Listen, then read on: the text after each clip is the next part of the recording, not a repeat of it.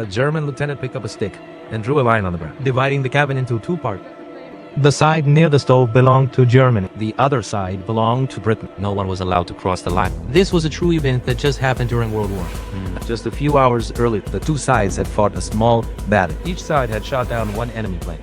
3 German pilots survived. They carried supplies and began walking toward their base. But soon they were caught in a snowstorm. They struggled through the deep snow. Suddenly, one soldier was pulled off a cliff by the heavy supply. At the last second, he grabbed a rocky ledge and barely saved his life.